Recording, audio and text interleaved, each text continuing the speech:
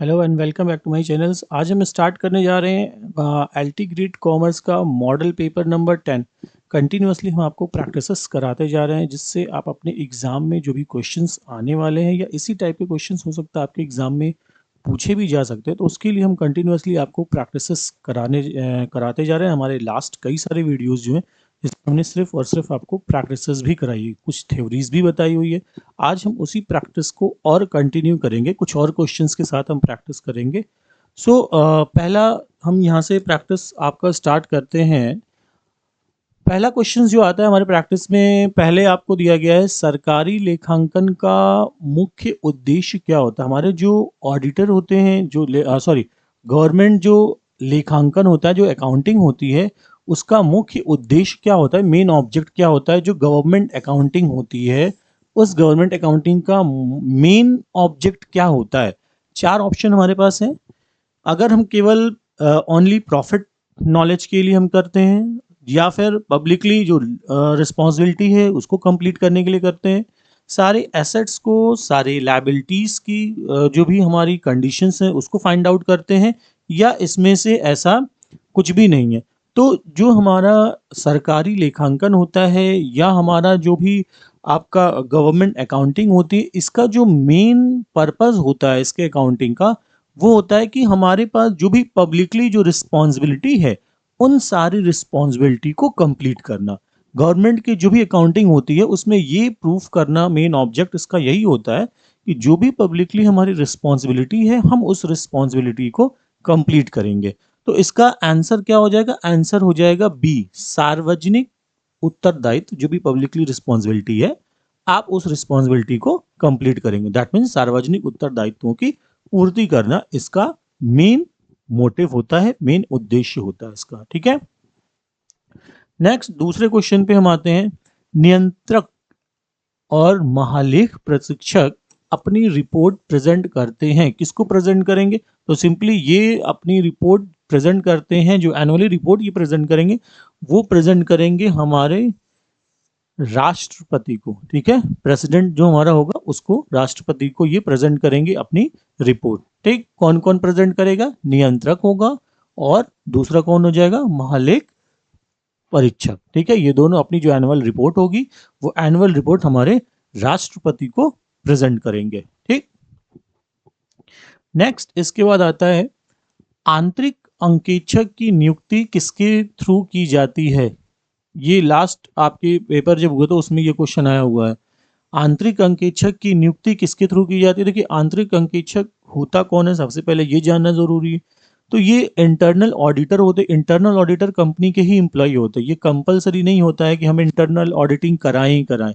Internal auditing हमारे company के ही कुछ एम्प्लॉयज होते हैं जो हमारे कंपनियों की जो बुक्स होती है उसको चेक करते हैं, जो एरर होती है उसको चेक करते हैं, कुछ रेक्टिफिकेशन भी करते हैं उसमें।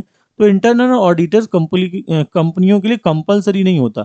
मे बी कंपनी के जो भी इंटरनल एम्प्लॉय हैं वो ऑडिटिंग कर सकते, बट ये कंपलसरी नहीं है कि आप इंटरनल ऑडिटिंग कराएंगे ही कराएंगे। वही इंटरनल ऑडिटिंग। अब इसमें ये पूछा जा रहा है कि जो ऑडिटिंग करते हैं, जो ऑडिटर इंटरनल होते हैं, वो कंपनी के एम्प्लॉय होते हैं, बट उनकी जो अपॉइंटमेंट होती है वो कौन करता है अपॉइंटमेंट। ठीक है, तो जो भी हमारे इंटरनल ऑडिटर होते हैं कंपनी के, उन सब की जो अपॉइंटमेंट होती है वो अपॉइंटमेंट की जाती है हमारे संचालक मंडल के थ्रू। ठीक है, तो वो अपॉइंटमेंट किसके थ्रू की जाती है? संचालक मंडल के थ्रू। ठीक, तो इसका ऑप्शन क्या हो जाएगा? ऑप्शन नंबर डी इसका करेक्ट ऑप्शन हो जाएगा। ठीक है, next chartered accountant CA. Chartered accountant होते कौन है? चार्टर्ड अकाउंटेंट गवर्नमेंट ऑडिटर होते हैं, प्रोफेशनल ऑडिटर होते हैं, या इसमें से कोई भी नहीं होते हैं।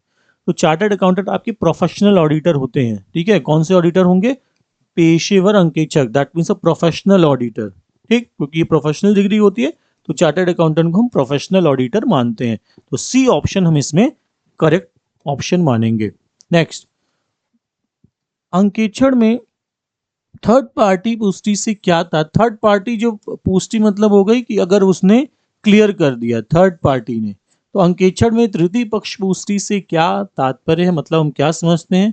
बैंक बैलेंस की पुष्टि हो गई है, बैंक बैलेंस हो गया है, जमानत जमा की पुष्टि हो गई है, प्रासंगिक देयताओं की पुष्टि हो गई है, या फिर विविध देनदारों और लेनदारों के जो बैलेंसेस हैं वो क्लियर हो गए हैं। ठीक है, तो जो भी ऑडिटर में थर्ड पार्टी की डिक्लेरेशन है पुष्टि हो गई है, तो इसका क्या मतलब होता है? तो इसका मतलब होता है थर्ड पार्टी मतलब हो गया हमारे जो डेटर होंगे, जो क्रेडिटर होंगे, उनके जो बैलेंसेस होंगे उन बैलेंसेस को अगर हम क्लियर कर लेंगे, शेष मतलब उनके बैलेंसों की जो डिक्लेरेशन होगी उसी को हम बोलते हैं थर्ड पार्टी की पुष्टि करना ऑडिटिंग में। ठीक है, तो इसका ऑप्शन क्या हो जाएगा? ऑप्शन नंबर डी हो जाएगा। सन्ड्री डेटर और सन्ड्रीज जो हमारे क्रेडिटर हैं, इनके जो बैलेंसेस को अगर हम क्लियर कर देते हैं तो वही हमारा थर्ड पार्टी की पुष्टि है ऑडिटिंग में। तो इसका आंसर क्या हो जाएगा?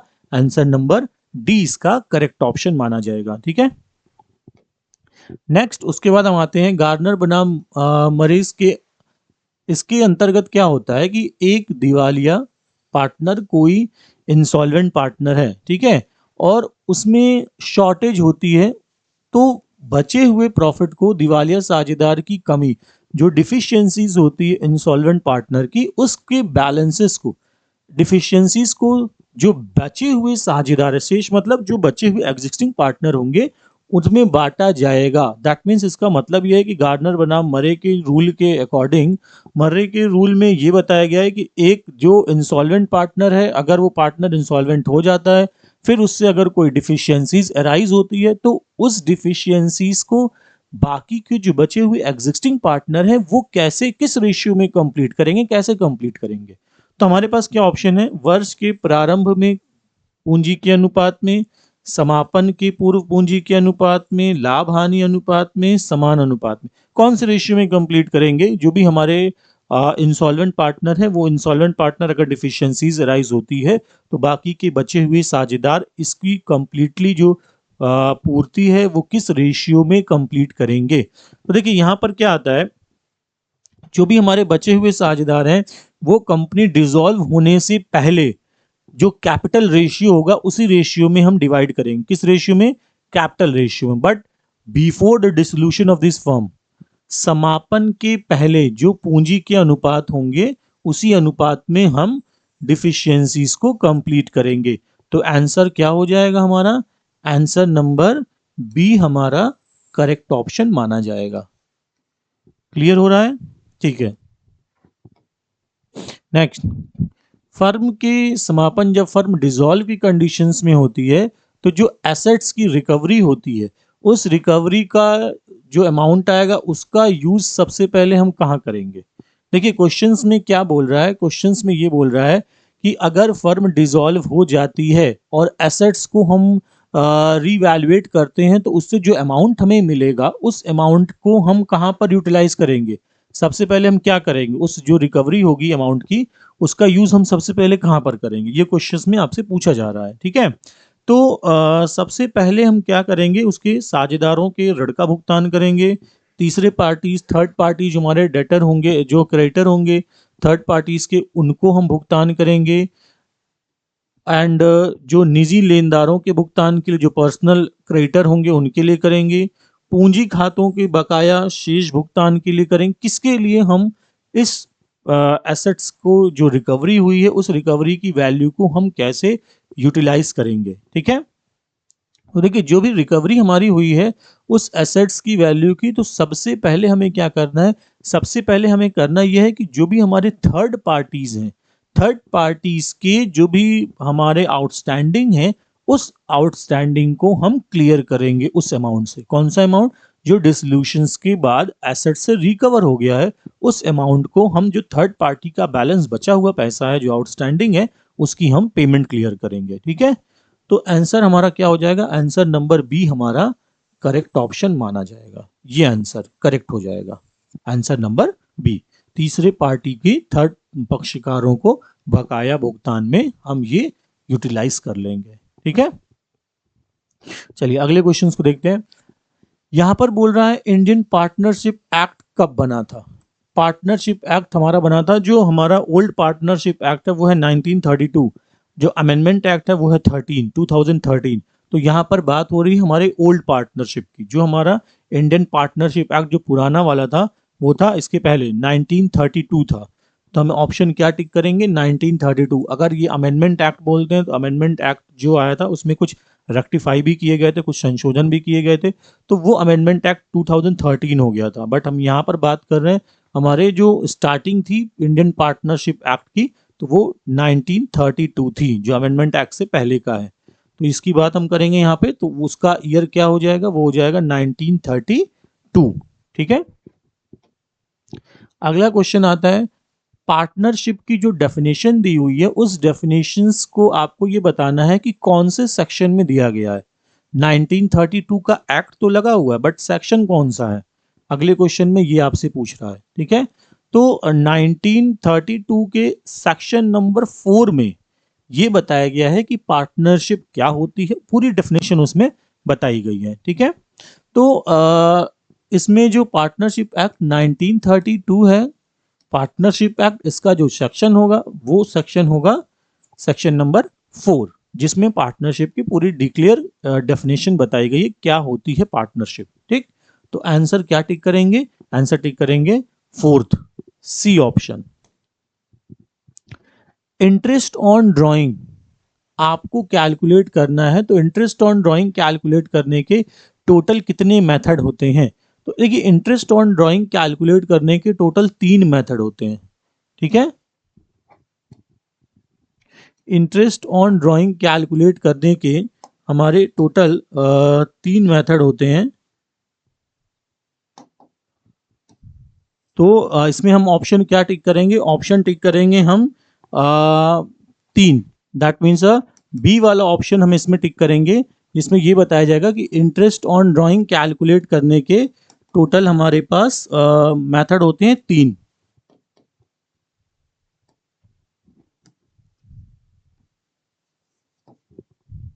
चलिए नेक्स्ट, अब इसके बाद देखते हैं ये इसमें 3 ऑप्शन हो जाएंगे। एक सेकंड, कुछ टेक्निकल प्रॉब्लम आ रही है, एक सेकंड वेट।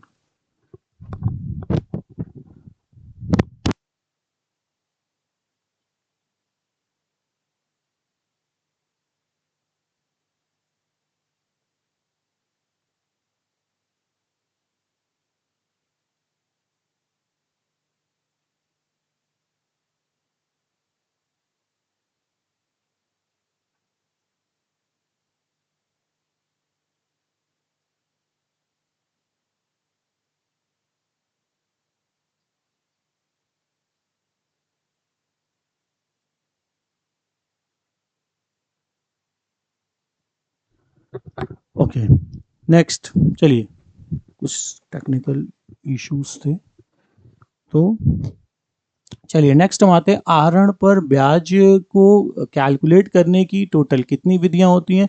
तो आहरण पर ब्याज that means interest on capital को कैलकुलेट करने की टोटल 3 मेथड हमारे पास होते हैं। ठीक है। तो हम इसमें ऑप्शन क्या टिक करेंगे, option number 3, that means B option tick करेंगे, जिसमें टोटल 3 मेथड हमारे पास आहरण पर ब्याज calculate interest on drawing calculate करने के 3 मेथड हमारे पास होते हैं टोटल। ठीक है। तो आप ऑप्शन क्या टिक करोगे, ऑप्शन नंबर बी टिक करेंगे इसमें। चलिए अगले क्वेश्चन को देखते हैं।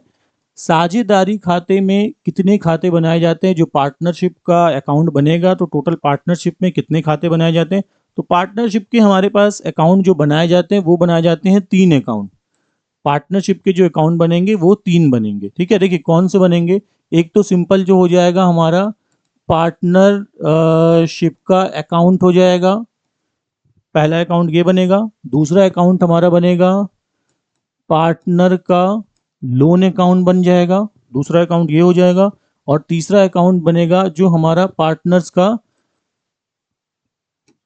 ड्राइंग अकाउंट बन जाएगा।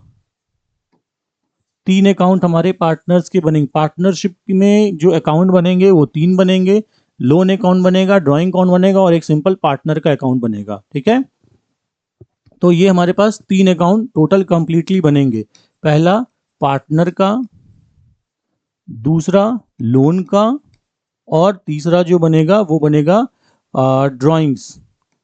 पार्टनर्स ने क्या क्या ड्राइंग्स की, लोन लिया और सिंपल पार्टनर की, 3 अकाउंट टोटल पार्टनरशिप के बनेंगे। तो ऑप्शन क्या हो जाएगा, ऑप्शन नंबर बी हमारा करेक्ट ऑप्शन हो जाएगा। ठीक। चलिए अगले क्वेश्चन को देखते हैं। नेक्स्ट आता है अवास्तविक संपत्ति में सम्मिलित किया जाता है। अवास्तविक संपत्ति में सम्मिलित किया जाता है। क्या चीजें सम्मिलित की जाती हैं अवास्तविक संपत्तियों में? प्रारंभिक व्यय, अभिगोपन कमीशन, दैट मीन्स जो अंडरराइटर कमीशन होते हैं, अभिगोपन कमीशन, ऋण पत्रों पर कटौती, ये जो भी अवास्तविक संपत्ति है वो सारी चीजें, इसमें जो भी चीजें आप देख रहे हैं वो सारी चीजें इसमें हम इंक्लूड करते हैं। तो ऑप्शन क्या टिक करेंगे? ऑप्शन टिक करेंगे ऑप्शन नंबर डी। इसमें से सारे ऑप्शन इसमें करेक्ट हैं। ठीक है, तो डी ऑप्शन हम इसमें सही मानेंगे। अगला आता है विभाज्य लाभ। क्या होता है? विभाज्य लाभ का मतलब होता है ग्रॉस प्रॉफिट से जब हम इनडायरेक्ट एक्सपेंसेस माइनस कर देते हैं, तो इनडायरेक्ट एक्सपेंसेस माइनस करने के बाद जो टैक्सेस, बेसिकली जो टैक्स माइनस करते हैं, प्रॉफिट बिफोर टैक्स आता है उसमें से टैक्स माइनस करेंगे तो प्रॉफिट आफ्टर टैक्स आएगा। उसी आफ्टर टैक्स को हम बोलते हैं विभाज्य लाभ, जिससे हम क्या करते हैं, जो डिविडेंड पे करते हैं उसी अमाउंट से हम डिविडेंड भी पे कर सकते हैं। ठीक है, तो इसमें जो हम कैलकुलेट करेंगे कि विभाज्य लाभ क्या होगा, तो कर के पश्चात जो नेट प्रॉफिट आएगा, दैट मीन्स कि टैक्स को माइनस करने के बाद जो वैल्यू कैलकुलेट होगी उस वैल्यू को हम बोलेंगे विभाज्य लाभ। ठीक है, जिससे हम शेयर होल्डर्स को डिविडेंड पे करेंगे। तो हमारा ऑप्शन क्या हो जाएगा? ऑप्शन नंबर बी हमारा करेक्ट ऑप्शन हो जाएगा। ठीक है, नेक्स्ट कंपनी के वार्षिक खाते में बनाए जाते हैं। कंपनी के वार्षिक खाते में लाभ हानि खाता, चिट्ठा, व्यापारिक खाता, लाभ हानि खाता, निर्माण खाता। तो कंपनी का वार्षिक खाता मतलब होता है कंपनी का एनुअल अकाउंट, जो हम लोग फाइनेंशियल स्टेटमेंट बनाते हैं पूरा। तो उसमें हम क्या क्या चीजें बनाते हैं? Trading, profit and loss and balance sheet बनाते हैं। तो बेसिकली ये ऑप्शन हम टिक करेंगे, प्रॉफिट एंड लॉस और बैलेंस शीट। ये चीजें हम एनुअल अकाउंट में बनाते हैं, और आपसे क्वेश्चन में पूछा भी यही गया, एनुअल अकाउंट में क्या बनाएंगे? Profit and loss and balance sheet बनाएंगे। ठीक है, तो ये इसका करेक्ट ऑप्शन हो जाएगा। ओके, नेक्स्ट हम आते हैं अगले क्वेश्चन पे। देखिए, building, land, machine, furnitures etcetera को चिट्ठे में मतलब बैलेंस शीट के हम एसेट साइड में प्रेजेंट तो करते हैं, बट कौन से हेड में प्रेजेंट करते हैं ये आपको बताना है। ठीक है, बिल्डिंग, मशीन, लैंड, फर्नीचर, जो भी हमारी ये सब फिक्स्ड एसेट्स हैं, फिक्स्ड एसेट्स को हम बैलेंस शीट में एसेट साइड में तो हम प्रेजेंट करेंगे, बट उस कौन से हेड में प्रेजेंट करेंगे। ठीक है, करंट, फिक्स्ड, तो अभी हमने बताया आपको फिक्स्ड एसेट है, तो हम इसको क्या प्रेजेंट करेंगे? फिक्स्ड एसेट्स में प्रेजेंट करेंगे। ठीक है, फिक्स्ड एसेट्स का हेड बनाएंगे, उसके नीचे हम सारी चीजें लिखेंगे। तो ये सब building, machine, land, furniture, that means कि वो एसेट्स जो हम 365 डेज से ज़्यादा यूज कर पाते हैं। Which assets is use more than 365 days. ठीक है, 365 दिन से ज़्यादा अगर हम किसी भी एसेट्स को यूज कर लेते हैं तो वो हमारी फिक्स्ड एसेट्स मानी जाती है। तो बिल्डिंग है, मशीन है, लैंड, तो ये तो काफ़ी सालों तक चलती रहती है, तो इसको हम फिक्स्ड एसेट्स तक मानेंगे। ठीक है, तो ये कौन से हेड में आएगा? फिक्स्ड एसेट्स के हेड में आ जाएगा। नेक्स्ट, इसके बाद आता है निम्न में से कौन स्थायी श्रेणी में नहीं आते? अब जो है फिक्स्ड एसेट्स में नहीं आता, कौन सी चीजें नहीं आती? ये आएगा, ये भी आता है, ये भी आता है। गुडविल हमारा इंटेंजिबल एसेट्स है, वो फिक्स्ड एसेट्स की कैटेगरी में नहीं आता है। इंटेंजिबल एसेट्स है, दैट मीन्स अमूर्त, जिसको हम टच नहीं कर सकते। ठीक है, सिर्फ फील कर सकते हैं कि हाँ ये गुडविल है, तो ना तो देख सकते हैं, तो दैट मीन्स वो हमारी इंटेंजिबल एसेट्स हो जाएगी, अमूर्त संपत्ति जिसको बोलते हैं। ठीक है, तो गुडविल हमारी फिक्स्ड एसेट्स में काउंट नहीं होती है। तो ये तीन चीजें हम इसमें सही करेंगे। कौन सा नहीं है? तो गुडविल इसमें नहीं आएगा। ठीक है, चलिए अगले क्वेश्चन को हम देख लेते हैं। लाभ हानि नियोजन खाता बनाना अनिवार्य है। लाभ हानि नियोजन that means profit and loss appropriations account बनाना किसके लिए जरूरी है? एकल व्यापारी के लिए, पार्टनरशिप के लिए, कंपनी के लिए, सहकारी समिति, कोऑपरेटिव जो सोसाइटीज है उनके लिए। तो हमारा जो प्रॉफिट एंड लॉस नियोजन account, that means appropriations account है, ये कंपनी के लिए बनाना बहुत ही जरूरी है। तो इसमें हम क्या ऑप्शन टिक करेंगे? किनके लिए जरूरी है? कंपनी के लिए जरूरी है, तो ये हम ऑप्शन इसमें टिक करेंगे। ठीक है, नेक्स्ट, कौन सी एसेट्स पे आप डेप्रिसिएशन नहीं लगा सकते? सिंपल सा क्वेश्चन पूछता है, किस पे डेप्रिसिएशन नहीं लगा सकते? तो ऐसी चीजों पर डेप्रिसिएशन नहीं लगा सकते, चालान पर माल, दैट मीन इस पे हम कोई डेप्रिसिएशन नहीं लगा सकते। ठीक है, नेक्स्ट आता है आईएफएससी कोड में कितने संख्या और वर्ण होते हैं, दैट मीन कितने नंबर्स और अल्फाबेट होंगे। देखिए टोटल 11, कुल मिलाकर के आईएफएससी कोड जो है 11 नंबर का होता है, 11 नंबर के होते हैं, जिसमें क्या होता है, स्टार्टिंग के 4 तो बैंक का नाम हो जाएगा, जैसे मान लीजिए फॉर एग्जांपल स्टेट बैंक है तो SBIN, ये 4 स्टेट बैंक ये हो गया। उसके बाद फिर हम ज़ीरो लगाएंगे, ज़ीरो लगाने के बाद फिर हम ब्रांच का कोड लिखेंगे, फिर उसके बाद आपका अकाउंट नंबर हो जाएगा। ब्रांच कोड जो भी होगा तो 5 डिजिट के होते हैं, तो 4 ये हो गए, 5 और 5 ये, और एक आगे एक और नंबर लिखेंगे, ब्रांच कोड हम लगा के। कभी कभी क्या होता है, कुछ बैंक यहाँ 00 भी यूज कर लेते हैं। ठीक है, तो स्टार्टिंग के 4 बैंक का नाम हो गया, फिर 0 यूज करेंगे, फिर ब्रांच का कोड यूज करेंगे, तो ये आईएफएससी कोड इसको हम बोलते हैं। ठीक है, बट ये होता कितने हैं, टोटल मिला के 11 नंबर इसमें होते हैं, अल्फाबेट और जो नंबर्स मिला करके इसके 11 डिजिट आती है। ठीक है, तो 11 इसमें करेक्ट ऑप्शन माना जाएगा। आरटीजीएस के थ्रू मिनिमम कितने रुपए आप ट्रांसफर कर सकते हो? देखिए आरटीजीएस के थ्रू मिनिमम कितने रुपए हम ट्रांसफर कर सकते हैं, तो आरटीजीएस की जो लिमिट होती है मिनिमम 2 लाख रुपए आपके पास होने चाहिए, तभी वो आरटीजीएस बैंक करता है, क्योंकि 2 लाख से कम की वैल्यू पे वो आरटीजीएस नहीं करेगा। ठीक है, अब सपोज जैसे आपने 10,000 जमा किया, तो जो कस्टमर होगा, कोई दूसरा कस्टमर वेट करेंगे कि दूसरा कस्टमर आ जाए, तो जब तक 2 लाख रुपए का बल्क अमाउंट हमारे पास नहीं आएगा हम आरटीजीएस ट्रांसफर नहीं कर सकते। अगर आपने 1 लाख किया तो 1 लाख की और जरूरत है, तो हम वेट करेंगे जब तक दूसरा कस्टमर आकर के पैसे नहीं जमा करता, तब तक आरटीजीएस कंप्लीट नहीं होता है। तो आरटीजीएस की जो मिनिमम क्राइटेरिया है वो है 2 लाख रुपए का। तो ये 2 लाख रुपए अगर आपके पास नहीं होगा तो वो आरटीजीएस कंप्लीट नहीं हो सकता। इसीलिए बैंक आपको 24 आवर्स तक का मिनिमम टाइम लेती है कि 24 घंटे का टाइम आप दीजिए, तभी आरटीजीएस कंप्लीट हो पाएगा। 24 घंटे में कोई ना कोई कस्टमर आएगा, 2 लाख का बैलेंस किसी न किसी से मिलाकर कंप्लीट हो जाता है, तो वो हम ट्रांसफर कर लेते हैं। ठीक है, तो मिनिमम 2 लाख का क्राइटेरिया इसमें कंपलसरी होता है आरटीजीएस में। नेक्स्ट, अनुदारता परिपाटी के अकॉर्डिंग स्टॉक का वैल्यूएशंस, हम जो इस प्रिंसिपल के अकॉर्डिंग अगर हम स्टॉक की वैल्यूएशन करते हैं तो किस बेस पे स्टॉक की वैल्यूएशन करेंगे? देखिए स्टॉक की वैल्यूएशन अगर हम किसी भी तरीके से करते हैं तो स्टॉक की वैल्यूएशन में हमें ये ध्यान रखना चाहिए उसका जो मार्केट प्राइस है और जो कॉस्ट वैल्यू है, विच एवर इज लेस, दोनों में जो कम होता है उसी पर हम कैलकुलेशन करते हैं।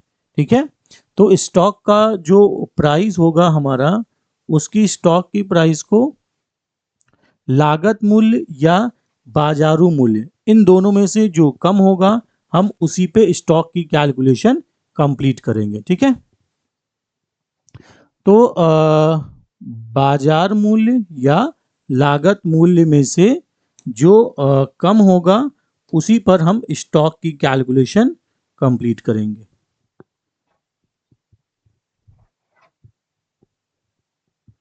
तो ये हमारा ऑप्शन हो जाएगा, ऑप्शन नंबर डी इसमें करेक्ट ऑप्शन माना जाएगा। ठीक है, लागत मूल्य और बाजार मूल्य में से जो कम होगा, मार्केट प्राइस और कॉस्ट प्राइस में से विच एवर इज लेस, दोनों में जो कम होंगे हम उसी के अकॉर्डिंग इसकी कैलकुलेशन स्टार्ट करेंगे। ठीक है, स्टॉक की वैल्यूएशन जो होगी।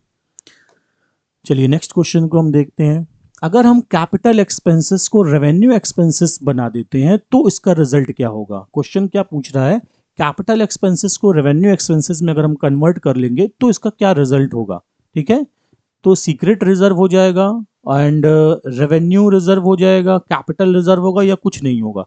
तो क्वेश्चन क्या बोल रहा है आपसे कि अगर हम कैपिटल दैट मीन्स पूंजी व्यय को आगम व्यय दैट मीन्स रेवेन्यू एक्सपेंस बना देंगे, किसको? कैपिटल एक्सपेंसेस को रेवेन्यू एक्सपेंसेस बनाएंगे तो क्या रिजल्ट आएगा? तो इसको हम सीक्रेट रिजर्व बोलेंगे। ठीक है, कौन सा रिजर्व बोलेंगे?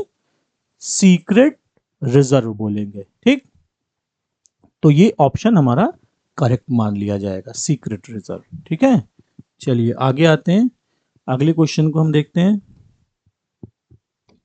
Okay next, net working capital का रिलेशन किससे है? क्वेश्चन क्या पूछ रहा है? शुद्ध लाभ, शुद्ध कार्यशील पूंजी, दैट मीन्स नेटवर्किंग कैपिटल, इसका रिलेशन किससे है? स्थायी संपत्ति, चालू संपत्ति, चालू संपत्ति माइनस चालू दायित्व, चालू संपत्ति और स्थायी संपत्ति माइनस चालू संपत्ति स्थायी, that means fixed assets minus current assets, पहला option fixed assets minus current assets. दूसरा ऑप्शन क्या है? Fixed assets minus current liabilities. तीसरा ऑप्शन क्या है? Current assets minus current liabilities, और लास्ट इज नथिंग, कुछ नहीं, नन ऑफ दीज। सो तीन ऑप्शन आपके पास दिए हुए हैं, फोर्थ तो नन ऑफ दीज है। नेट वर्किंग कैपिटल आप कैसे कैलकुलेट करोगे? देखिए, नेट वर्किंग कैपिटल कैलकुलेट करने के लिए हमारे पास क्या होता है, करंट एसेट से अगर हम करंट लायबिलिटीज को माइनस कर देंगे, किसको माइनस करेंगे? करंट एसेट से करंट लायबिलिटीज को अगर हम माइनस कर देंगे तो हमारा नेट वर्किंग कैपिटल कैलकुलेट हो जाता है। ठीक है, तो हम इसमें क्या ऑप्शन टिक करेंगे? ऑप्शन नंबर सी हमारा सही ऑप्शन माना जाएगा, जिसमें से हम क्या करेंगे, करंट एसेट से करंट लायबिलिटीज को हम माइनस कर देंगे। ठीक है, तो सी ऑप्शन हमारा करेक्ट हो जाएगा, current assets minus current liabilities. Next, double accounting system प्रणाली किसने बनाई थी? तो इन्होंने बनाया था ल्यूकस पैसियोली ने। ठीक है, ये कई बार रिपीट भी हो चुका है क्वेश्चन, ये क्वेश्चन एग्जाम में कई बार आ भी चुके हैं। ल्यूकस पैसियोली ने बनाया था डबल अकाउंटिंग सिस्टम को। ठीक है, नेक्स्ट आता है प्रारंभिक लेखों की वह कौन सी पुस्तक है, ठीक है, जिसमें समस्त लेन देन, जो हमारा बेसिक अकाउंटिंग का जो बुक होता है, बेसिक लेखों की जो बुक होती है, जिसमें सारे जो एंट्रीज है उन सारी एंट्रीज को हम डेट वाइज रिकॉर्ड करते हैं। तो कौन सी ऐसी बुक है जो बेसिक स्टेज की है, जिसमें हम सारे ट्रांजेक्शन को डेट वाइज रिकॉर्ड करते हैं? ठीक है, तो ऐसी बुक को कौन सी बुक नाम है? Memorandum, cash, journal, trial balance. ठीक, तो ऐसी बुक का नाम क्या होगा? एक जिसमें हम सारी चीजें डेट वाइज रिकॉर्ड करेंगे, सारे ट्रांजेक्शन को डेट वाइज रिकॉर्ड करेंगे। तो जो बेसिक चीजें रिकॉर्ड करेगी उसका नाम क्या है? जर्नल बुक, जिसमें सारे ट्रांजेक्शन हम डेट वाइज रिकॉर्ड, क्योंकि जर्नल में ही date, particular, ledger folio, amount, debit, amount, credit, ये 5 कॉलम बनाए जाते हैं, जिसमें सारे ट्रांजेक्शन हम बेसिक इनिशियली जो स्टेज हमारा होता है उससे हम स्टार्ट करते हैं एंड फिर लास्ट तक उसको कंप्लीट करते हैं। तो उसमें हम डेट वाइज रिकॉर्ड करते हैं सारे बेसिक बेसिक चीजें। तो जर्नल हमारा करेक्ट ऑप्शन माना जाएगा। ठीक, नेक्स्ट क्वेश्चन देखिए आता है, वास्तविक खाते किससे संबंधित होते हैं? वास्तविक खाते that means real account, real account किससे संबंधित है? एसेट्स लायबिलिटीज से, एक्सपेंसेस इनकम से, देनदार लेनदार that means debtor and creditor, या इन सभी से संबंधित होता है। तो हमारा जो रियल अकाउंट है वो किससे संबंधित होता है? जो रियल अकाउंट हमारे जो संबंधित होते हैं, रिलेट करते हैं रियल अकाउंट, वो है हमारी एसेट्स और लायबिलिटीज से। किससे रिलेट करेंगे? एसेट से रिलेट करेंगे और लायबिलिटी से रिलेट करते हैं। ठीक है, तो इसमें ऑप्शन क्या हम टिक करेंगे? ऑप्शन नंबर ए हमारा करेक्ट ऑप्शन हो जाएगा। नेक्स्ट आता है, जिस बुक में सभी अकाउंट क्लासिफाइड, जो भी अकाउंट होते हैं खातों का वर्गीकरण का संग्रह किया जाता है, मतलब जिस बुक में, जो बुक होगी सारे अकाउंट का, जो अकाउंट हमने बनाए हैं सबको अलग अलग कैटेगरी में हम डिवाइड कर देंगे, उस बुक का क्या नाम है जिसमें हम अलग अलग कैटेगरी को डिवाइड कर दो? तो फॉर एग्जांपल, अब जैसे जर्नल आपने बनाया तो जर्नल में जो अकाउंट है उसको हम अलग अलग, हर अकाउंट के लिए अलग अलग अकाउंट, जो भी ट्रांजैक्शन है, डेबिट का अलग अकाउंट बना दिया, क्रेडिट का अलग अकाउंट बना दिया। तो ये कौन सी बुक में होता है? तो सिंपल, ये लेजर बुक में होता है, जो हम जर्नल के बाद बना, जिसमें हर अकाउंट के लिए, हर कैटेगरी के लिए अलग अलग अकाउंट ओपन कर दो। कैश का अलग हो गया, परचेज अलग, राम, श्याम, मोहन, जितने ट्रांजेक्शन है सबका हम अलग अलग अकाउंट बना देंगे। ठीक है, तो वो किस में होता है? वो हमारा लेजर बुक में होता है। तो करेक्ट ऑप्शन क्या हो जाएगा? Ledger account. ठीक, क्लियर हो रहा है सबको? ओके, नेक्स्ट, परचेज प्राइस आपको कैलकुलेट करनी है। अब आपके पास देखिए डेटा क्या क्या दिया हुआ है, एक बार आप देख लीजिए। डेटा क्या है हमारे पास, ओपनिंग स्टॉक है, ठीक है, ओपनिंग स्टॉक 10,000 ये है। क्लोजिंग स्टॉक क्या दिया हुआ है, क्लोजिंग स्टॉक हमारे पास दिए हुए हैं 8,000 हमारा क्लोजिंग स्टॉक दिया हुआ है। सेल्स, सेल्स हमारे पास 1,10,000 दी हुई है। कॉस्ट ऑफ सेल्स COGS जिसको हम बोलेंगे, COGS हमारा 80,000 दिया हुआ है। इतने सारे डेटा आपको दिए हैं और इन डेटा के बेस पे आपको परचेज प्राइस कैलकुलेट करनी है, ठीक है। क्विकली हम देखिए कैसे सॉल्व करेंगे, बहुत सिंपल है।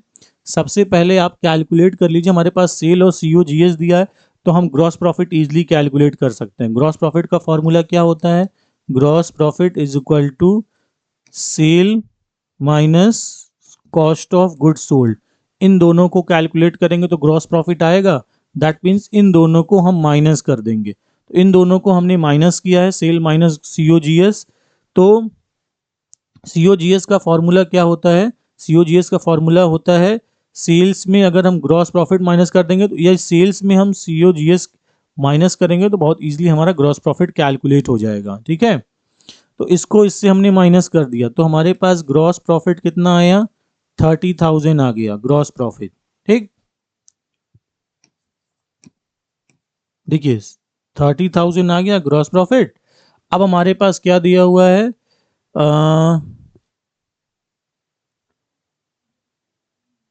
1,10,000 का सेल है और क्लोजिंग स्टॉक दिया हुआ है। ग्रॉस प्रॉफिट हमारा 30,000 आ गया, ठीक है। सेल्स 1,10,000 प्लस इसमें क्लोजिंग स्टॉक हम ऐड कर देंगे, कितने हो गए हमारे पास, 1,18,000, 1,18,000 हो गए, जिसमें से हम ग्रॉस प्रॉफिट माइनस कर देंगे। अब 30,000 इसमें से हम माइनस कर देते हैं, ठीक है। 30,000 माइनस करेंगे आप तो आंसर कितना हो जाएगा, 78,000। तो आंसर क्या आ जाएगा, 78। कई अलग अलग मेथड है इसको सॉल्व करने के, तो जिस भी मेथड से आपको इजीली समझ में आ जाए, इस मेथड से अगर इजीली समझ में आ रहा है तो हम इस मेथड से भी सॉल्व कर सकते हैं। अनदर मेथड भी बहुत सारे मेथड हैं इसके सॉल्व करने के, ठीक है। तो ये बहुत सिंपल है। सबसे पहले करना क्या है, देखिए बहुत सिंपल है। ये इसमें से हमने COGS माइनस करके सबसे पहले ग्रॉस प्रॉफिट निकाल लिया और इन दोनों को प्लस कर दिया स्टॉक, क्योंकि ये दोनों क्रेडिट साइड में होते हैं तो हमने बिक्री को, सेल्स को, क्लोजिंग स्टॉक को प्लस करके COGS का जो ग्रॉस प्रॉफिट आया था वो ग्रॉस प्रॉफिट को हमने माइनस कर दिया। सिंपल है। उसके बाद हमारा परचेज प्राइस आ गया, ठीक है। तो ये इसका आंसर हो जाएगा। इस टाइप से हम कैलकुलेट कर लेंगे, बहुत सिंपल है। 78 इसका आंसर आ जाएगा, ठीक। चलिए नेक्स्ट हम आते हैं। फिर से एक क्वेश्चन आता है, आपका ओपनिंग स्टॉक 10,500 है, ओपनिंग स्टॉक 10,500 है, क्लोजिंग स्टॉक आपका 4,500 का है और COGS जो दिया हुआ है वो 66,000 का है। तो परचेज प्राइस क्या होगी। अब ये पूछ रहा है, ये क्वेश्चन दिया है और परचेज, इसमें परचेज ही पूछ रहा है, ठीक है। इस मेथड से ओपनिंग स्टॉक दिया है, क्लोजिंग स्टॉक दिया है, कॉस्ट ऑफ गुड्स सोल्ड दिया हुआ है, तो परचेज प्राइस क्या हो जाएगी, ठीक। देखिए सिंपली हम क्या करेंगे इसमें, ओके सिंपल क्या, पहले डेबिट डेबिट को प्लस कर लेते हैं। तो COGS और ओपनिंग स्टॉक हम लिखते हैं डेबिट साइड में, ठीक है। तो इन दोनों को पहले प्लस कर लेते हैं। 66 है, 66 पहले डेबिट डेबिट प्लस कर लेंगे तो ये हो गया 10,500 है ना, 66 और 10,500। अब इसको टोटल कर दीजिए, टोटल ये कितना हो गया, 76,500।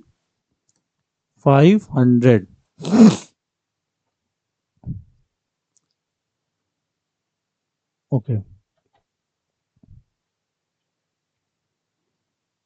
नहीं, एक सेकेंड, कुछ अपोजिट हो रहा है। फर्स्टली ओके नहीं ठीक है, COGS plus closing stock, COGS में हम क्लोजिंग स्टॉक पहले प्लस करेंगे, ठीक है।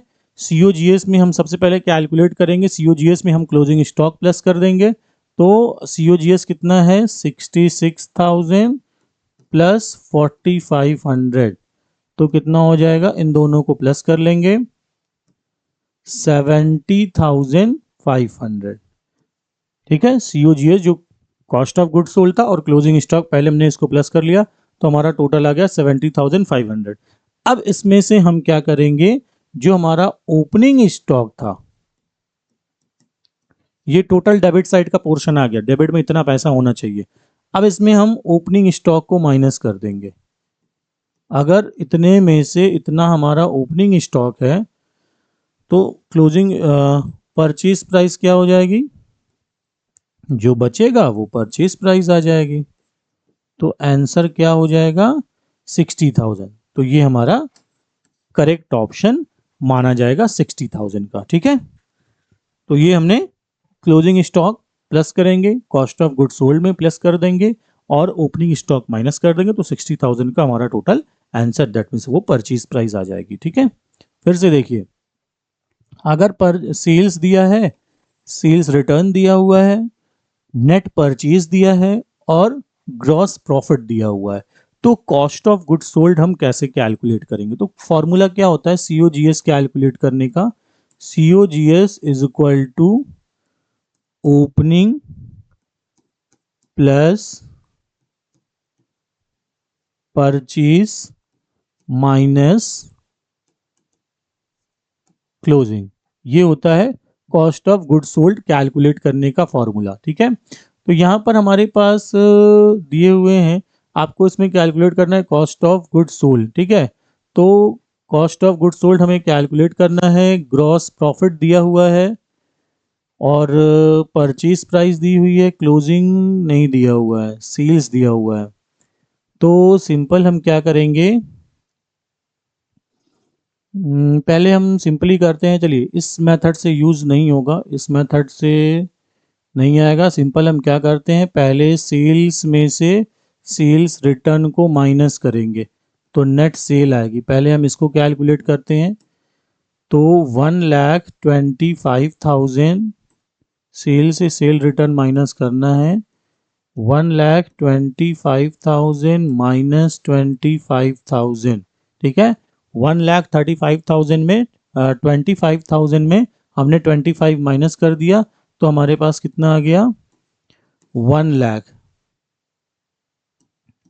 25, इसमें से 25 माइनस करेंगे तो 1,00,000 हमारे पास आ गए। ठीक है, अब इसमें क्या कैलकुलेट करना है, इसमें ये हमारा नेट सेल आ गया, नेट सेल आ गया, इसमें से हम क्या करेंगे, ग्रॉस प्रॉफिट, सेल आ गया है, सेल में हम प्रॉफिट को प्लस कर देते हैं और परचेज को माइनस कर देंगे। ठीक है, ओके, प्रॉफिट हमने प्लस कर दिया है, 21,000 का प्रॉफिट हो गया, तो ये हो गया 1,21,000। इसमें से हमने जो परचेज थे वो परचेज हम माइनस कर देंगे 84,000। सो 5 7 और 337 नहीं, ओके, तो आपका एक्चुअल सेल्स, पहले हम इस मेथड से भी नहीं आएगा, एक एक्चुअल मेथड हमारा ये है, एक्चुअल प्राइस हमारी हो गई 1,00,000 रुपए, ये सेल आ गया, सेल से हमने सेल रिटर्न को माइनस कर दिया है और इसके बाद हमारा जो ग्रॉस प्रॉफिट दिया हुआ है, ग्रॉस प्रॉफिट दिया हुआ है 21,000 का, और हमारे पास जो नेट परचेज दिया हुआ है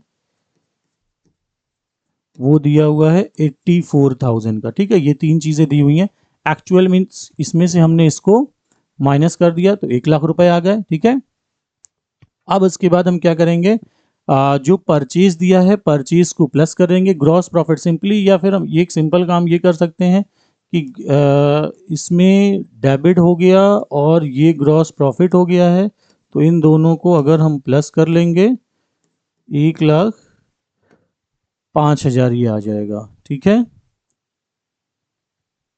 ओके, तो इसको अगर हमने 1,00,000 रुपए ये आ गए हैं और फॉर्मूला हमारा क्या था? फॉर्मूला हमारा था COGS। चलिए दूसरा मेथड हम यूज़ कर लेते हैं। देखो दूसरे मेथड में क्या होता है, सिंपल दूसरा मेथड हम यूज़ करते हैं। दूसरा मेथड क्या था? COGS is equal to sale minus gross profit. इस मेथड को यूज़ कर लेते हैं, ठीक है। किसी मेथड से, इस मेथड से आ जाएगा।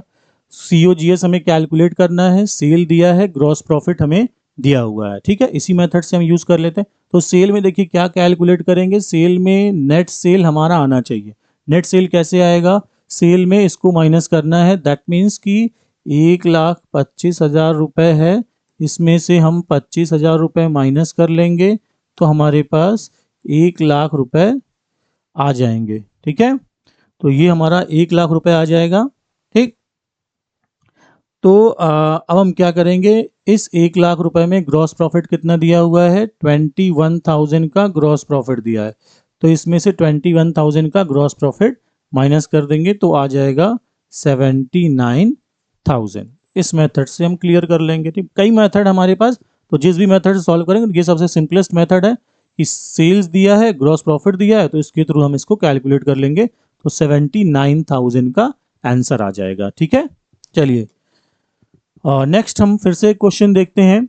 विक्रय ये दिया हुआ है, सेल्स दिया हुआ है, कुल लाभ ये दिया हुआ है और शुद्ध हानि ये दी हुई है। तो हमारे पास ऑपरेटिंग व्यय की अमाउंट क्या हो जाएंगे? तो आपको इसमें सिंपल कैलकुलेट करना है ऑपरेटिंग एक्सपेंसेस, और कुछ नहीं कैलकुलेट करना। तो सिंपल देखिए इसमें हमारे पास आ जाएगा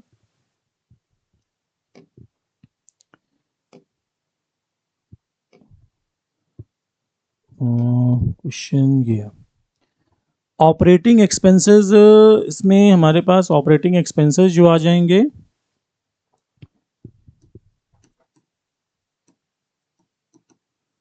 ऑपरेटिंग एक्सपेंसेस, ठीक है। ऑपरेटिंग एक्सपेंसेस कैसे आ जाएंगे? टोटल प्रॉफिट कितना है हमारे पास? टोटल प्रॉफिट दिया है, ये हो गया टोटल प्रॉफिट, ठीक। और टोटल लॉस जो दिए हुए हैं, टोटल लॉस 3750 का आ जाएगा। इसको हम टोटल कर लेंगे तो ये आंसर आ गया हमारा 28,500। ये हमारा आ जाएगा, ये ऑपरेटिंग एक्सपेंसेस हो जाएगा, ठीक है। टोटल लाभ मतलब हो गया, कुल लाभ मतलब ये हो गया कि जो हमारे पास नेट ग्रॉस प्रॉफिट थे, ग्रॉस प्रॉफिट में अगर हम जो भी हमारे पास लॉस है, उस लॉसेस को, नेट लॉस आया था तो नेट लॉस को ग्रॉस प्रॉफिट में ऐड कर देंगे तो ऑपरेटिंग आ जाएगा, ठीक है। सिंपल सा मेथड है। तो इसका आंसर आ जाएगा 28,500, ठीक। नेक्स्ट, जब संचित मूल्य ह्रास खाता मेंटेन किया जाता है तो लेखांकन प्रविष्टि क्या करेंगे? दैट मीन्स कि जब हम डेप्रिसिएशन फंड अकाउंट को मेंटेन करेंगे, तो फंड अकाउंट मेंटेन करेंगे तो कौन सी जर्नल एंट्री पास करेंगे? तो सिंपल जर्नल एंट्री पास करेंगे, depreciation account debit to depreciation fund account complete करेंगे, ठीक है। तो ये वाला आंसर करेक्ट हो जाएगा, डेप्रिसिएशन अकाउंट डेबिट, ठीक है। ये हम लिखेंगे depreciation account debit to provision for depreciation. ये आंसर हम टिक करेंगे, depreciation account debit to provision for depreciation account. जब हम डेप्रिसिएशन का अकाउंट मेंटेन कर रहे हैं तो ये आंसर क्लियर हो जाएगा, ठीक है। आंसर नंबर क्या हो जाएगा? आंसर नंबर डी हमारा करेक्ट ऑप्शन हो जाएगा, ठीक। नेक्स्ट आते हैं, एक बिल्डिंग है जिसकी कॉस्ट 12 लाख रुपए दी हुई है और उसका जो अनुमानित अवशिष्ट, दैट मीन्स स्क्रैप वैल्यू जिसको बोल सकते हैं, स्क्रैप वैल्यू कुछ है ही नहीं है इसकी, ठीक है। और उसकी जो यूजफुल लाइफ है वो 120 ईयर। एक बिल्डिंग है, 12 लाख की बिल्डिंग दी हुई है, उसका स्क्रैप वैल्यू कुछ भी नहीं दिया हुआ है, 120 ईयर तक वो मशीन, ये बिल्डिंग चल रही है, ठीक है। हमें 90 ईयर का डेप्रिसिएशन कैलकुलेट करना है। कितने ईयर कैलकुलेट करना है? 90 ईयर में जो भी रिजर्व डेप्रिसिएशन होगा वो कितना होगा? तो सबसे पहले देखिए इसमें कोई परसेंटेज तो दिया नहीं है, तो सिंपली हम क्या करेंगे, पहले 12 लाख आपको दिया हुआ है, 12 लाख डिवाइडेड बाई उसकी जो टोटल यूजफुल लाइफ है, यूजफुल लाइफ से हमने डिवाइड कर दिया तो टोटल कितना आ गया? 10,000 आ गया। ठीक है, अब हमें कितने ईयर कैलकुलेट करना है, 90 ईयर का डेटा हमें चाहिए, इंटू 90 करेंगे तो हमारे पास वैल्यू क्या आ गई, 9 लाख आ गई। सिंपल है, जितने ईयर की यूजफुल लाइफ है पहले फुल वैल्यू को यूजफुल लाइफ से डिवाइड कर दीजिए, जो वैल्यू बचेगी जितने ईयर का हमसे बोला जाएगा हम उतने ईयर को मल्टीप्लाई कर देंगे। यहाँ 90 ईयर बोला गया था तो हमने 90 से मल्टीप्लाई कर दिया, तो आंसर क्या आ गया, आंसर नंबर आ गया 9 लाख। ठीक है, 9 लाख इसमें करेक्ट ऑप्शन मान लिया जाएगा। चलिए अगले क्वेश्चन को देखते हैं। डेप्रिसिएशन रिजर्व फाइनल अकाउंट में दिखाया जाता है, कहाँ दिखाया जाएगा, बैलेंस शीट में, लाइबिलिटी साइड में, प्रॉफिट एंड लॉस की डेबिट साइड में, एंड बैलेंस शीट में संबंधित मतलब उससे जो रिलेट एसेट्स होगी उसमें से माइनस कर देंगे, या प्रॉफिट एंड लॉस की डेबिट में या क्रेडिट में, एसेट्स में या लाइबिलिटीज में, बैलेंस शीट में, एसेट्स में या लाइबिलिटीज में। देखिए हम कहाँ पर इसको प्रेजेंट कर, देखिए डेप्रिसिएशन फंड अकाउंट एक टाइप का हमारी लाइबिलिटीज हो गई, दैट मीन्स रिस्पॉन्सिबिलिटी हो गई या प्रोविजन हम बोल सकते हैं। तो इसको हम प्रेजेंट करेंगे लाइबिलिटीज साइड में, लाइबिलिटीज साइड के प्रोविजन कॉलम में, या फिर हम सिंपली यहाँ पर आंसर दिया हुआ है देयता पक्ष में, दैट मीन्स लाइबिलिटी साइड में, तो इसका आंसर हम टिक क्या करेंगे, लाइबिलिटी साइड हम इसका आंसर टिक करेंगे। ठीक है, तो ये फर्स्ट ऑप्शन इसमें कंप्लीट हो जाएगा। नेक्स्ट आते हैं, संचित मूल्यह्रास खाते में सामान्य शेष होता है, सामान्य शेष क्या होता है संचित ह्रास खाते में। ठीक है,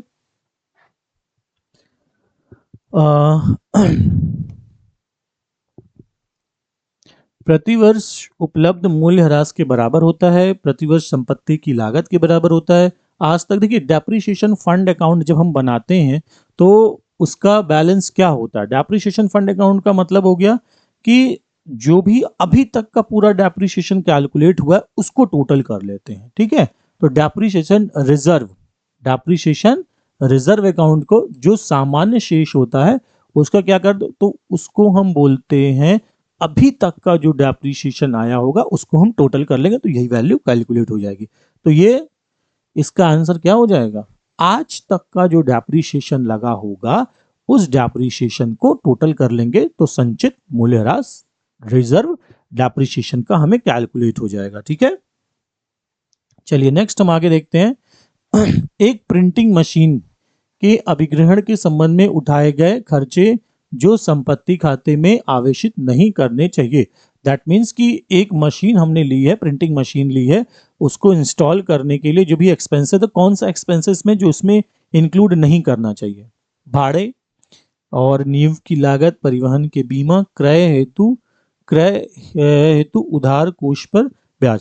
तो इसमें कौन से एक्सपेंसेस हैं जो हमें उसमें कॉस्ट में कैलकुलेट नहीं करने चाहिए, तो जो हमें परचेज करने के लिए जो इंटरेस्ट दिया गया वो हम इसमें कैलकुलेट नहीं करें, क्रय के लिए उधार कोष पर ब्याज हम संपत्ति की लागत में, दैट मीन्स उसकी कॉस्ट में हम इंक्लूड नहीं करेंगे। ठीक है, तो ये सारी चीजें होंगी बट ये कैलकुलेट नहीं होगा, तो डी ऑप्शन इसमें करेक्ट ऑप्शन हो जाएगा। ठीक, नेक्स्ट हम आते हैं शोधन रिडम्पशन फंड मेथड के अकॉर्डिंग डेप्रिसिएशन की वार्षिक वित्तीय विधि से क्या होती है, कम होगी।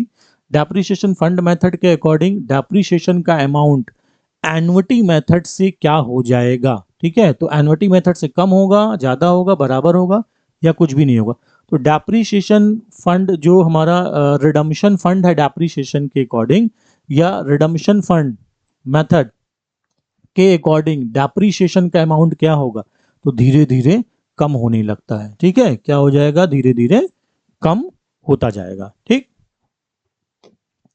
Next, state bank of India खाता है personal, state bank of India एक पर्सनल अकाउंट हो कि वो किसी का नाम है, चाहे बैंक का नाम हो, कंपनी का, किसी न किसी का अगर नाम हो गया तो पर्सनल अकाउंट में आ जाएगा, बहुत सिंपल है, तो हम व्यक्तिगत खाते में इसको इंक्लूड कर लेंगे। ठीक है, नेक्स्ट अगला क्वेश्चन आता है, विनिमय विपत्र कितने प्रकार के होते हैं। देखिए विनिमय विपत्र आपके बहुत सारे टाइप्स के होते हैं। ठीक है, तो आपसे क्वेश्चन पूछा जा रहा है कि टोटल आपको कैलकुलेट करके बताना है विनिमय विपत्र कितने प्रकार के होते हैं, तो विनिमय विपत्र टोटल 5 प्रकार 5 टाइप के लिखेंगे यहाँ पे, आंसर क्या हो जाएगा, 5 टाइप के होते हैं। ठीक है, अगला नेक्स्ट हम आते हैं, बही खाते के आधार पर विनिमय पत्र कितने प्रकार के होते हैं। तो बही खाते के आधार पर विनिमय पत्र दोनों है, बिल्स पेबल, बिल्स रिसेबल, ये दोनों। तो आंसर क्या टिक करेंगे, आंसर टिक करेंगे सी। बही खाते को बिल्स रिसेबल हो गया, बिल्स पेबल हो गया, और प्रॉमिसरी नोट है। कुल 5 टाइप के हमारे विनिमय पत्र होते हैं, तो इसमें से ये दोनों सही आंसर में आ जाएंगे। ठीक है, बही खाते के आधार पर। रॉयल्टीज, अधिकार शुल्क खाते का बैलेंस ले जाते हैं।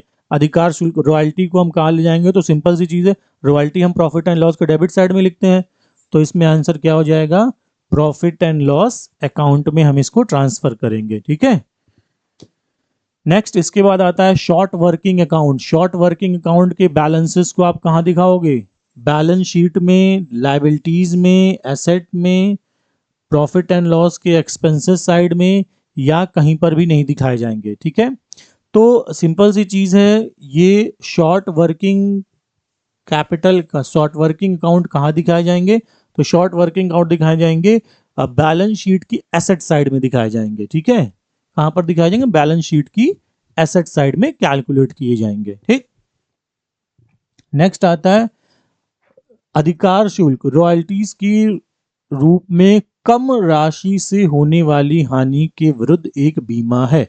दैट मीन्स कि रॉयल्टीज के रूप में अगर कोई कम अमाउंट से कोई लॉस हो जाता है तो उसके अगेंस्ट एक इंश्योरेंस है, तो उस इंश्योरेंस को क्या बोलेंगे।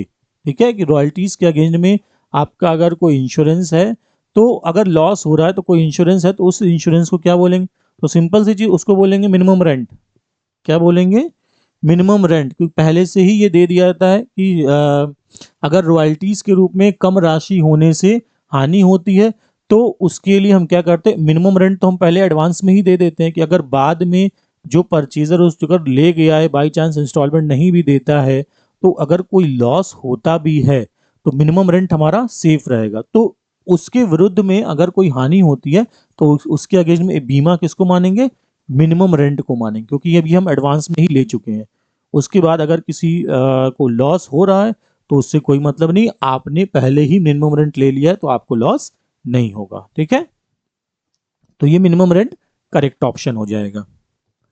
नेक्स्ट, अधिकार शुल्क का भुगतान है। देखिए, अधिकार शुल्क का भुगतान क्या है, संपत्ति को क्रय करने का अधिकार है, संपत्ति को यूज करने का अधिकार है, और रेंट पे देने का राइट है, या क्रय हेतु दिए गई अग्रिम रकम हो जाती है। तो अधिकार शुल्क को हम क्या बोल सकते हैं, तो अधिकार शुल्क हम जो प्रॉपर्टी यूज करते हैं, जो एसेट्स यूज करते हैं, यूज करने का राइट हमें मिल जाता है जब हम ये रॉयल्टीज को पे करते हैं। ठीक है, तो यूज करने का राइट होता है, किसका राइट हो जाएगा, उस एसेट्स को हम मिनिमम रेंट देने के बाद यूज कर सकते हैं। तो ऑप्शन क्या हो जाएगा, ऑप्शन नंबर बी हमारा करेक्ट ऑप्शन हो जाएगा। ठीक है, नेक्स्ट, इंस्टॉलमेंट पेमेंट सिस्टम में बिक्री के समय विक्रेता के पुस्तकों में क्रेता का खाता डेबिट किया जाएगा।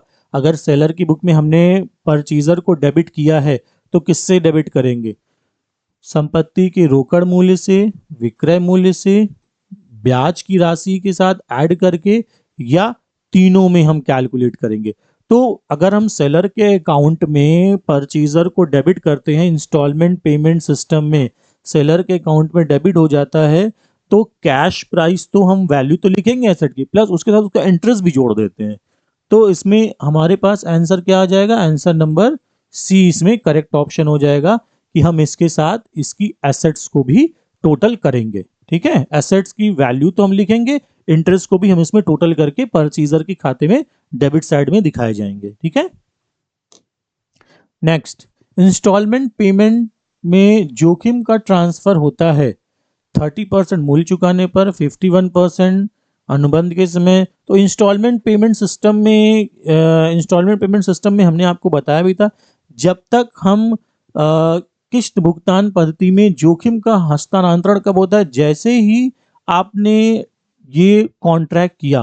ठीक है, जब हम किसी को पेमेंट करते हैं तो किसी को कोई गुड्स ट्रांसफर कर रहे हैं, तो जैसे ही हम कॉन्ट्रैक्ट करते हैं तो कॉन्ट्रैक्ट के टाइम ही हम जोखिम उसके ट्रांसफर कर देते हैं। ठीक है, अनुबंध के समय किश्त भुगतान पद्धति में जोखिम अनुबंध के समय ही ट्रांसफर कर दिया जाता है। ठीक, नेक्स्ट, किश्त भुगतान पद्धति में दिया गया माल माना जाता है नगद बिक्री, उधार बिक्री, पसंदगी या वापसी की शर्त पर, प्रेषण पर भेजा गया माल। तो किश्त भुगतान पद्धति में किस टाइप का माना जाता है, क्योंकि ये इंस्टॉलमेंट एक टाइप का होता है, इंस्टॉलमेंट पेमेंट है, तो ये उधार ही माना जाएगा, क्योंकि हमने पूरा पेमेंट तो किया नहीं है, तो ये उधार बिक्री मानी जाएगी, क्योंकि पूरा पेमेंट जब होगा तभी तो कैश मानेंगे।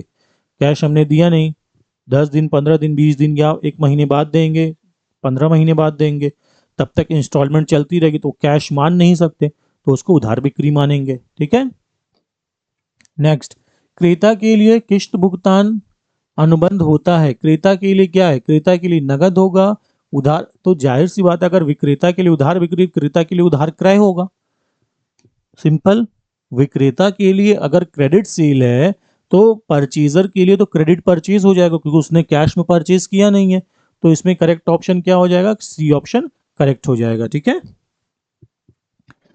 अनादृत हुए विनिमय पत्र, अनादृत दैट मीन्स डिसऑनर्ड हो गया, विनिमय पत्र डिसऑनर्ड हो गए हैं, तो डिसऑनर्ड बिल ऑफ एक्सचेंज को दिखाया जाता है देनदार डेटर के डेबिट में, ब्रांच के क्रेडिट साइड में, बैंक के क्रेडिट खाते में, या फिर डेटर्स के क्रेडिट साइड में, डेटर के डेबिट में, डेटर के क्रेडिट में, बैंक के क्रेडिट में, या बैंक के डेबिट साइड में, खाते के क्रेडिट साइड में, बैंक के क्रेडिट साइड में, किस में दिखाए जाते हैं। तो सिंपली जो डिसऑनर्ड हमारा बिल ऑफ एक्सचेंज है, तो डिसऑनर्ड बिल ऑफ एक्सचेंज को हम दिखाते हैं डेटर के डेबिट साइड में। ठीक है, तो कौन सा ऑप्शन हम टिक कर लेंगे, ऑप्शन हमारा हो जाएगा डेटर का डेबिट साइड। ठीक, नेक्स्ट, यदि मुख्यालय that means head office branch को फुटकर रोकड़ की पद्धति के अकॉर्डिंग अगर वो दे रहा है, एक्सपेंस पेटी कैश दे रहा है, तो शाखा द्वारा किए गए फुटकर व्ययों को क्या किया जाएगा, जो फुटकर व्यय, जो सन्ड्री एक्सपेंसेस हो गए ना, पीटी कैश, शाखा खाते के डेबिट पक्ष में दिखाया जाएगा, क्रेडिट में दिखाएंगे, दोनों साइड दिखाएंगे, तो ये तो हो ही नहीं सकता, या उसमें से कोई भी नहीं उसमें से कोई भी नहीं होगा। तो देखिए, जो हेड ऑफिस ने अपने ब्रांच को सन्ड्री एक्सपेंसेस के लिए, पिटी कैश के लिए जो अमाउंट भेज रहा है, तो ब्रांच द्वारा किए गए फुटकर वह कहाँ दिखाया जाएगा, तो हम ब्रांच खाते के हम दिखाएंगे डेबिट साइड, क्योंकि एक्सपेंसेस है, तो सारे एक्सपेंसेस को हम कहाँ दिखाएंगे, ब्रांच खाते के डेबिट साइड में दिखाएंगे। ठीक है, नेक्स्ट, विदेशी शाखा खाते में स्थायी संपत्तियों को परिवर्तित किया जाता है।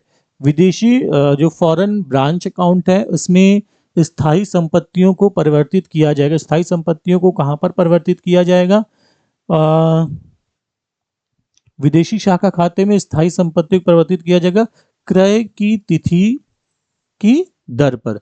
मतलब कि जब परचेज जब आप करोगे, उस समय जो रेट होगा, उस रेट पे हम उसको ट्रांसफर कर देंगे, कम ज्यादा जो भी रेट होगा फॉरेन एक्सचेंज का, तो उसमें हम उसको ट्रांसफर कर देंगे। तो ऑप्शन क्या हो जाएगा, ऑप्शन नंबर सी हमारा करेक्ट ऑप्शन माना जाएगा। ठीक, नेक्स्ट आता है, विभिन्न विभागों की बिक्री के आधार पर निम्नलिखित में से कौन सा मद बांटा जा सकता है, बांटा जाता है।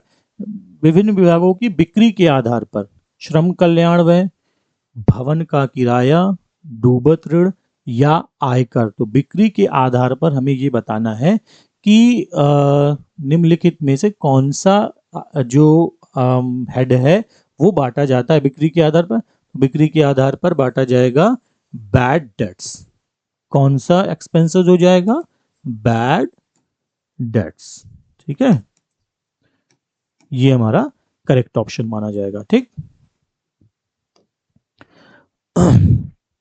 Next, double accounting system. Double accounting system क्या होता है, डबल अकाउंटिंग में सार्वजनिक कंपनियों द्वारा लेखा करने की विधि है, जनोपयोगी कंपनियों द्वारा लेखा करने की विधि है, सार्वजनिक द्वारा अंतिम खाते या जनोपयोगी द्वारा अंतिम खाते। तो जनोपयोगी कंपनियों के लिए बहुत ही इंपॉर्टेंट है, जनोपयोगी कंपनियों के लिए लेखा करने की विधि है, उसको क्या बोलेंगे, डबल अकाउंटिंग सिस्टम, जो जनोपयोगी कंपनियों के लिए ही इंपॉर्टेंट है। ठीक है, डबल अकाउंटिंग सिस्टम के अंडर में क्या होता है, प्रॉफिट एंड लॉस खाता कहलाएगा। डबल अकाउंट में लाभ हानि खाता, आय व्यय खाता, डबल अकाउंटिंग सिस्टम में जो प्रॉफिट एंड लॉस अकाउंट है, उस प्रॉफिट एंड लॉस अकाउंट को क्या बोलेंगे? लाभ हानि खाता, आय व्यय खाता, आगम खाता। तो सिंपली इसको हम क्या बोलेंगे? इसको बोलेंगे हम रेवेन्यू अकाउंट। ठीक है, क्या बोलेंगे? रेवेन्यू अकाउंट, आगम खाता बोलेंगे। नेक्स्ट, डबल अकाउंटिंग सिस्टम में किसी नई एसेट्स पर किए गए कुल व्यय को, अगर एसेट खरीदा है और उसी दिन सारे एक्सपेंसेस कर रहे हैं तो उसको कैपिटल एक्सपेंसेस मानते हैं। ठीक है, तो क्या मानेंगे? कैपिटल एक्सपेंसेस मान लेंगे। अगर हमने एसेट खरीदी है और एसेट्स खरीदने में उस पे हम एक्सपेंसेस करते हैं सेम डे, इंस्टॉल कराने के वेजेस जो भी हम एक्सपेंस करेंगे उसको हम कैपिटल एक्सपेंसेस मानेंगे, क्योंकि वो उसकी कॉस्ट में ऐड हो जाता है। ठीक है, कैपिटल एक्सपेंसेस हो जाएंगे। नेक्स्ट, संपत्ति के विस्तार और प्रतिस्थापन पर संयुक्त रूप से किए गए व्यय, अगर हम उसको इंस्टॉल करते हैं, एसेट्स को इंस्टॉल कर रहे हैं, इंस्टॉलेशंस के लिए जो हम एक्सपेंस करेंगे तो हम उसके लिए जर्नल एंट्री क्या बनाएंगे? जब हम इंस्टॉल करते हैं और इंस्टॉलेशन के लिए जर्नल एंट्री क्या बनेगी? इंस्टॉल किया है, एसेट्स खरीदी है, ठीक है, तो एक्सपेंसेस एंट्री क्या बनाएंगे हम? एंट्री बनाएंगे ये